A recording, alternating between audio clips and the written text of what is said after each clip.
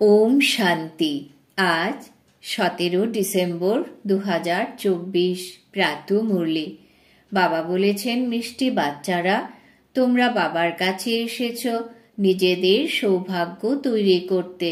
সেই সব বাচ্চাদেরই পরম সৌভাগ্য, ঈশ্বর যাদের সবকিছু স্বীকার করেন। আজকের মুরলির প্রশ্ন, বাচ্চাদের কোন একটি ভুলের কারণে মায়া অত্যন্ত বলবান হয়ে যায়? উত্তর, বাচ্চারা আহার করবার সময় বাবাকে ভুলে যায়। বাবাকে না খাওয়ানোর জন্য মায়া ভোজন খেয়ে যায়, যার ফলে সে বলবান হয়ে যায় আর তারপর বাচ্চাদেরকেই বিরক্ত করে। এই ছোট একটি ভুল মায়ার কাছে পরাজিত করে দেয়। তাই বাবার আজ্ঞা হলো, বাচ্চারা স্মরণে থেকে আহার করো, দৃঢ় প্রতিজ্ঞা করো, তোমার সাথেই খাবো। যখনই স্মরণ করবে তখনই তিনি রাজি হয়ে যাবেন। গীত, আজ নয়তো কাল ঝরে পড়বে বাদল। ওম শান্তি। বাচ্চারা মনে করে যে আমাদের দুর্ভাগ্যের দিন বদল হয়ে গিয়ে এখন সদাকালের জন্য সৌভাগ্যের দিন আসছে। পুরুষার্থের নম্বরের ক্রমানুসারে ভাগ্য পরিবর্তন হতেই থাকে। স্কুলেও তো ভাগ্য পরিবর্তন হতে থাকে, তাই না? অর্থাৎ উচ্চ হতে থাকে। তোমরা ভালো মতোই জানো যে এখন এই রাত সমাপ্ত হয়ে যাবে। এখন ভাগ্য পরিবর্তিত হচ্ছে, জ্ঞানের বর্ষা হতেই থাকে। সেন্সিবল বাচ্চারা মনে করে যে অবশ্যই আমরা দুর্ভাগ্যশালী থেকে সৌভাগ্যশালী হচ্ছি, অর্থাৎ স্বর্গের মালিক হচ্ছি। পুরুষার্থের নম্বরের ক্রমানুসারে আমরা নিজেদের দুর্ভাগ্যকে সৌভাগ্যে পরিণত করছি। এখন রাত থেকে দিন হচ্ছে। বাচ্চারা, এসব তোমরা ব্যতীত আর কেউ জানেই না। বাবা গুপ্ত, তাই তার কথাও গুপ্ত। অবশ্যই মানুষ বসে সহজ রাজযোগ আর সহজ জ্ঞানের কথা শাস্ত্রে লিখেছে, কিন্তু যারা লিখেছে তারা তো মারা গেছে। বাকি যারা পড়ে তারা কিছুই বুঝতে পারে না, কারণ তারা অবুঝ। কত পার্থক্য! তোমরাও পুরুষার্থের নম্বরের ক্রমানুসারে বোঝো, সকলেই এক রকমের পুরুষার্থ করে না। কাকে দুর্ভাগ্য আর কাকে সৌভাগ্য বলা হয়, এ কথা শুধুমাত্র তোমরা ব্রাহ্মণেরাই জানো। আর সকলে তো গভীর অন্ধকারে রয়েছে, তাদেরকে বুঝিয়ে জাগাতে হবে। সৌভাগ্যশালী বলা হয় সূর্যবংশীদের, 16 কলা সম্পূর্ণ তারাই। আমরা বাবার থেকে স্বর্গে যাওয়ার সৌভাগ্য গড়ছি, যে স্বর্গ বাবা রচনা করবেন। ইংরেজি ভাষাভাষী মানুষদেরকেও তোমরা বোঝাতে পারো যে আমরা হ্যাভেনলি গডফাদারের দ্বারা স্বর্গের সৌভাগ্য তৈরি করছি। স্বর্গে আছে সুখ, নরকে আছে দুঃখ। স্বর্ণযুগ অর্থাৎ সত্যযুগ সুখ, আর লৌহযুগ অর্থাৎ কলিযুগ দুঃখ। একেবারে সহজ কথা। আমরা এখন পুরুষার্থ করছি। ইংরেজ, খ্রিস্টান এদেরকে অনেকেই আসবে, তাদের বলো যে এখন আমরা শুধু একজন হ্যাভেনলি গডফাদারকেই স্মরণ করি, কারণ মৃত্যু সম্মুখে উপস্থিত। বাবা বলেন, তোমাদেরকে আমাদের কাছে আসতেই হবে। যেমন তীর্থে যায় ঠিক তেমনই, তাই না? বৌদ্ধদের নিজস্ব তীর্থস্থান রয়েছে, খ্রিস্টানদের নিজস্ব। প্রত্যেকেরই নিজস্ব রীতি রেওয়াজ রয়েছে। আমাদের হলো বুদ্ধিযোগের ব্যাপার। যেখান থেকে পার্ট প্লে করতে এসেছি সেখানেই পুনরায় ফিরে যেতে হবে। তিনি হলেন স্বর্গ স্থাপনকারী গডফাদার। তিনি আমাদের বলেছেন যে আমি তোমাদেরকে সত্য পথ বলে দেই। বাবা অর্থাৎ গডফাদারকে স্মরণ করো, তাহলে অন্তিমকালে যেমন স্থিতি তেমন গতি হবে। যখন কেউ অসুস্থ হয়ে পড়ে তখন সকলে গিয়ে তাকে সাবধান করে বলে যে রাম নাম জপ করো। বাংলায় যখন কারোর মৃত্যু হয় তখন গঙ্গায় নিয়ে যায় আর বলে হরি বল হরি বল, তাহলেই হরির কাছে চলে যাবে। কিন্তু কেউ যায় না। সত্যযুগে তো কেউ বলবে না যে রাম রাম বলো বা হরি বল বলো। দাপর থেকে পুনরায় এই ভক্তিমার্গ শুরু হয়। এমন নয় যে সত্যযুগে কোনো ভগবান বা গুরুকে স্মরণ করা হয়। ওখানে তো শুধু নিজ আত্মাকেই স্মরণ করা হয়। আমরা আত্মারা এক শরীর পরিত্যাগ করে অন্য নেব। নিজেদের রাজত্ব স্মরণে আসে, মনে করে যে আমরা নিজেদের রাজ্যে গিয়ে জন্ম নেব। এখন এই দৃঢ় নিশ্চয় রয়েছে রাজত্ব প্রাপ্ত তো হবেই, তাই না? এছাড়া কাকে স্মরণ করবে বা দান পুণ্য করবে? দান পুণ্য করার মতন কোনো গরিব ওখানে থাকেই না। ভক্তি মার্গের রীতি রেওয়াজ আলাদা, জ্ঞান মার্গের রীতি রেওয়াজ আলাদা। এখন বাবাকে সব কিছু দিয়ে 21 জন্মের জন্য উত্তরাধিকার প্রাপ্ত করেছি। ব্যাস, এখন আর দান পুণ্য করার প্রয়োজনই নেই। ঈশ্বর অর্থাৎ বাবাকে আমরা সব কিছু দিয়ে দেই। ঈশ্বরই তা স্বীকার করে নেয়। স্বীকার যদি না করে পুনরায় তবে দেবে কিভাবে? স্বীকার না করা এটাও দুর্ভাগ্য। তথাপি স্বীকার করতে হয় যাতে তাদের মোহ কেটে যায়। বাচ্চারা, এই রহস্য তোমরা জানো। যখন প্রয়োজনে পড়বে না তখন গ্রহণ কেন করবে? এখানে কিছু জমা করতে হবে না, এখান থেকে সব আকর্ষণ কাটিয়ে ফেলতে হবে। বাবা বুঝিয়েছেন যে বাইরে কোথাও গেলে নিজেকে অত্যন্ত হালকা মনে করো। আমরা বাবার বাচ্চা, আমরা আত্মারা রকেটের থেকেও দ্রুতগামী। এমন দেহি অভিমানী যে হেঁটে গেলেও কখনো ক্লান্ত হবে না, কারণ দেহের অভিমান আসবে না, যেন হাঁটছি না, আমরা উড়ে চলেছি। তোমরা যেখানেই যাও দেহি অভিমানী হয়ে যাও। পূর্বে মানুষ তীর্থাদিতে পদব্রজে যেত, সেই সময় মানুষের বুদ্ধি তমপ্রধান ছিল। অত্যন্ত শ্রদ্ধার সাথে যেত, ক্লান্ত হয়ে পড়ত না। বাবাকে স্মরণ করলে সাহায্য তো পাবে, তাই না? যদিও সেসব পাথরের মূর্তি, কিন্তু বাবা ওই সময় ক্ষণিকের জন্য মনোবাসনা পূর্ণ করে দেয়। সে সময় রজপ্রধান স্মরণ ছিল, তাতেও শক্তি প্রাপ্ত হতো, ক্লান্ত হয়ে পড়ত না। এখন তো ধনীরা শীঘ্রই ক্লান্ত হয়ে পড়ে, গরিবরা খুব তীর্থে যায়, ধনীরা অতি আড়ম্বরের সাথে ঘোড়া ইত্যাদিতে যায়, গরিবরা তো হেঁটেই চলে যাবে। ভাবনার ভাড়া যত গরিবরা পায় তত ধনীরা পায় না। এই সময়েও তোমরা জানো যে বাবা গরিবের ভগবান, তাহলে কেন বিভ্রান্ত হয়ে পড়ো, কেন ভুলে যাও? বাবা বলেন তোমাদের কোনো কষ্ট করতে হবে না, শুধু একমাত্র প্রিয়তমকেই স্মরণ করতে হবে। তোমরা সকলেই প্রিয়তমা, তাই প্রিয়তমকে স্মরণ করতে হবে। সেই প্রিয়তমকে ভোগ অর্পণ না করে ভোজন করে নিতে কি তোমরা লজ্জাবোধ করো না? তিনি প্রিয়তম, আবার বাবাও।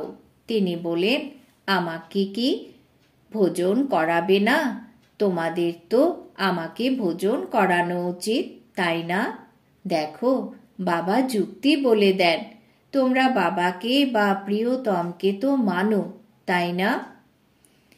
যে ভোজন করায় প্রথমে তো তাকেই ভোজন করানো উচিত। বাবা বলেন আমাকে ভোগ অর্পণ করে আমাকে স্মরণ করে আহার গ্রহণ করো। এতেই অনেক পরিশ্রম। বাবা বারবার বোঝান, বাবাকে স্মরণ অবশ্যই করতে হবে। বাবা নিজেও বারবার পুরুষার্থ করতে থাকেন। তোমাদের অর্থাৎ কুমারীদের জন্য তো অত্যন্ত সহজ। তোমরা সিঁড়ি চড়োইনি। কন্যাদের তো প্রিয়তমের সঙ্গে বাগদান হয়ই। তাই এমন প্রিয়তমকে স্মরণ করে আহার গ্রহণ করা উচিত। ওনাকে আমরা স্মরণ করি আর উনি আমাদের কাছে চলে আসেন। স্মরণ করলে তবেই তিনি ভোগের সুবাস গ্রহণ করবেন। তাই এমনভাবেই বাবার সঙ্গে কথা বলা উচিত। তোমাদের এই অভ্যেস হবে রাত জাগলে। অভ্যাস হয়ে গেলে তখন দিনেও স্মরণ থাকবে, ভোজনের সময়েও স্মরণ করা উচিত। প্রিয়তমের সঙ্গে তোমাদের বাগদান পর্ব সমাপ্ত হয়ে গেছে। তোমার সাথেই খাবো, এই দৃঢ় প্রতিজ্ঞা করতে হবে। যখন স্মরণ করবে তখনই তিনি ভোজন করবেন, তাই না? উনি তো সুবাসই গ্রহণ করেন, কারণ ওনার নিজস্ব শরীর তো নেই। কুমারীদের জন্যে তো অতি সহজ, এদের ফ্যাসিলিটিস অনেক। সে বাবা আমাদের অতি সুন্দর প্রিয়তম, কত মিষ্টি। আধা কল্প আমরা তোমাকে স্মরণ করেছি, এখন তুমি এসে মিলেছ।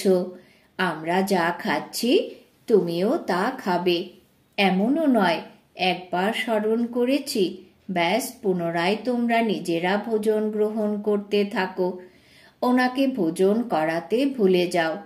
ওনাকে ভুলে গেলে আর ওনাকে আর পাবে না। অনেক জিনিসও তো খাও, খিচুড়ি খাও, আম খাও, মিষ্টি খাও।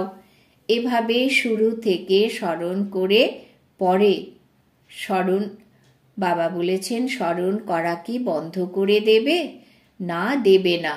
তাহলে সব জিনিস তিনি কি করে খাবেন? প্রিয়তম যদি ভোজন না করে তাহলে মাঝে মায়া এসে তা খেয়ে যাবে, ওনাকে খেতে দেবে না। আমি দেখি যে মায়া খেয়ে বলবান হয়ে যায় আর তোমাদের পরাজিত করে। বাবা তোমাদের যুক্তি বলে দেন, বাবাকে স্মরণ করো, তবেই বাবা বা প্রিয়তম সম্পূর্ণ সহায় হয়ে যাবেন। তারা বলে, বাবা তোমার সঙ্গেই বসবো, তোমার সঙ্গেই খাবো। আমরা তোমাকে স্মরণ করে খাই। জ্ঞানের মাধ্যমেই তোমরা জেনেছ যে তিনি তো সুভাষই গ্রহণ করবেন, অর্থাৎ শুদ্ধ ভাবনাই গ্রহণ করবেন।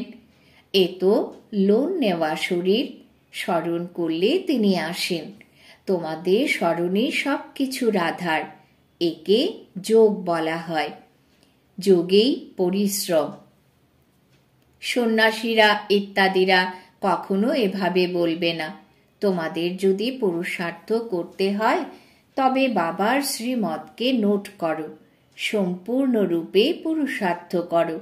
বাবা নিজের অনুভব বলেন, যেমন কর্ম আমি করি তুমিও তেমন করো, আর সেই কর্মই তো আমি তোমাদেরকে শেখাই। বাবাকে কর্ম করতে হয় না, সত্যযুগে কর্ম ভোগ করতে হয় না। বাবা অত্যন্ত সহজ কথা বোঝান। তোমার সঙ্গেই বসবো, শুনবো, তোমার সঙ্গেই খাবো, এ তোমাদেরই গান। প্রিয়তম রূপে বা পিতা রূপে স্মরণ করো। গায়নও রয়েছে, তাই না? বিচার সাগর মন্থন করে জ্ঞানের পয়েন্টস বের করতে হবে। এই অভ্যাসের দ্বারা বিকর্ম বিনাশ হবে, সুস্বাস্থ্যের অধিকারী হবে। সমগ্র দুনিয়ায় তো আর স্বর্গের মালিক হবে না, এও হিসেব নিকে। বাবা অত্যন্ত ভালোভাবে বোঝান। এই সঙ্গীত তো অবশ্যই শুনেছ যে আমরা এখন যাত্রায় চলেছি। যাত্রায় আহারাদি তো করতেই হয়। প্রিয়তমা প্রিয়তমের সঙ্গে, সন্তান তার পিতার সঙ্গে ভোজন করবে। এখানেও এমন হবে। তোমাদের প্রিয়তমের প্রতি যত মনোযোগ বাড়বে ততই খুশির পারদ চড়তে থাকবে, নিশ্চয় বুদ্ধির বিজয় হতে থাকবে। যোগ অর্থাৎ দৌড়, এ হলো বুদ্ধির দৌড়। আমরা হলাম স্টুডেন্ট, টিচার আমাদের দৌড়ানো অর্থাৎ স্মরণের যাত্রা শেখান। বাবা বলেন, এটা ভেবো না যে দিনে শুধু কর্মই করতে হবে। কচ্ছপের মতন কর্ম করে পুনরায় স্মরণে বসে যাও। ভ্রমর সারাদিন ভোঁ ভোঁ করে, তখন কেউ উড়ে যায়, কেউ মরে যায়, সে তো এক উদাহরণ হয়ে যায়। এখানেও তোমরা ভোঁ ভোঁ করে নিজ সম তৈরি করো।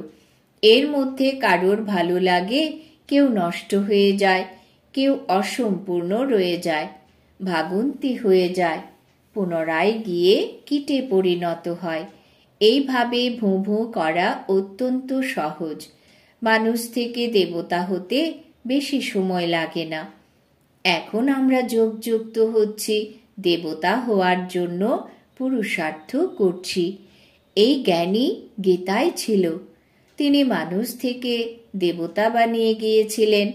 সত্যযুগে তো সকলেই দেবতা ছিল, অবশ্যই ওনাদের সঙ্গম যুগেই এসে তিনি দেবতা বানিয়েছিলেন। ওখানে দেবতা হওয়ার জন্য যে যোগ করা হয় তা শেখানো হবে না। সত্যযুগের প্রারম্ভে দেবী দেবতা ধর্ম ছিল, আর কলিযুগের শেষে আসুরি ধর্ম। এ কথা শুধুমাত্র গীতাতেই লেখা রয়েছে। মানুষকে দেবতায় পরিণত করতে বিলম্ব হয় না, কারণ এইম অবজেক্ট তৈরি করাই থাকে। ওখানে সমগ্র দুনিয়ায় এক ধর্ম হবে। সমগ্র দুনিয়ায় তো হবে, তাই না? এমন নয় যে চীন, ইউরোপ হবে না। হবে, কিন্তু সেখানে মানুষ থাকবে না। শুধুমাত্র দেবতা ধর্মের যারা, তারাই থাকবে।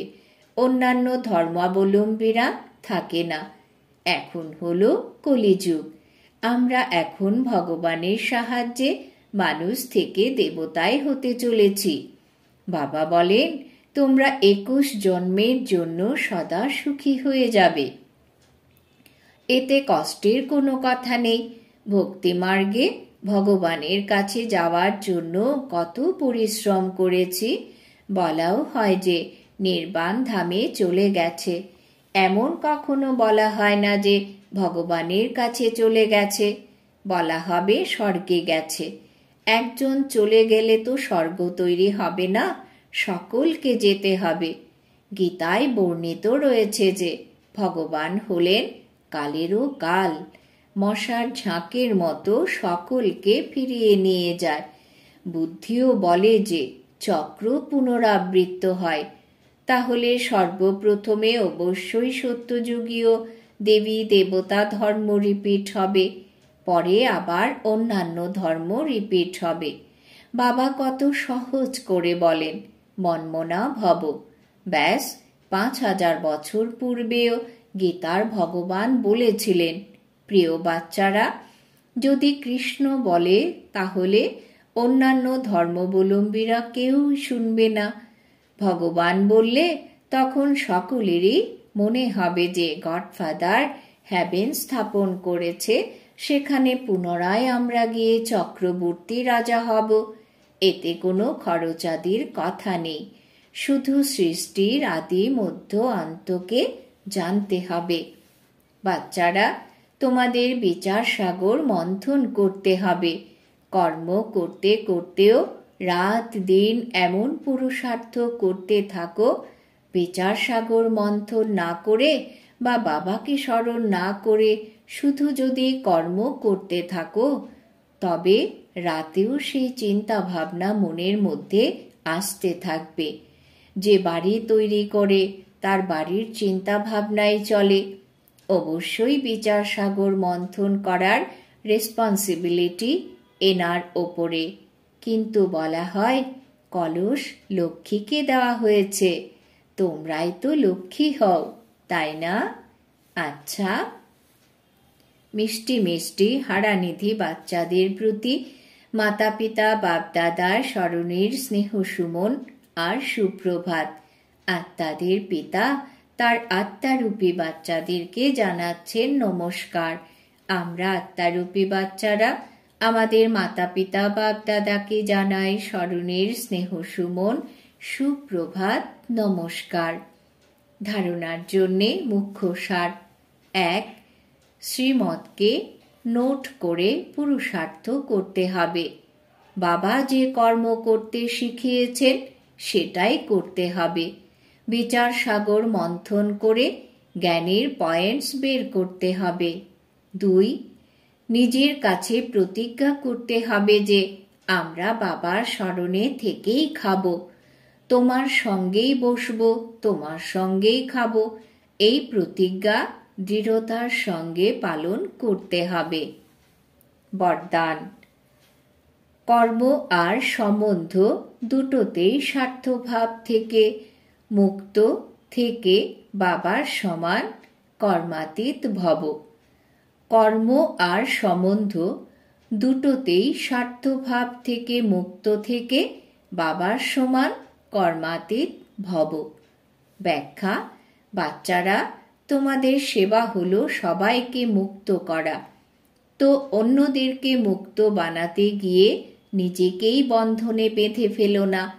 যখন লৌকিকের আমার থেকে মুক্ত হবে তখন অব্যক্ত স্থিতির অনুভব করতে পারবে। যে বাচ্চারা লৌকিক আর অলৌকিক কর্ম আর সম্বন্ধ দুটোতেই স্বার্থভাব থেকে মুক্ত থাকে তারাই বাবার সমান কর্মাতীত স্থিতির অনুভব করতে পারে। তো চেক করো, কর্মের বন্ধন থেকে কতখানি নিজেকে পৃথক করতে পেরেছ। ব্যর্থ স্বভাব সংস্কারের বশীভূত হওয়া থেকেও মুক্ত। স্লোগান: যে সরল চিত্ত আর সহজ স্বভাবের হয় সেই সহজ যোগী ভোলানাথের প্রিয়। যে সরল চিত্ত আর সহজ স্বভাবের হয় সেই সহজ যোগী ভোলানাথের প্রিয়। আজকের সমান: আমি সহজ যোগী আত্মা। ওম শান্তি।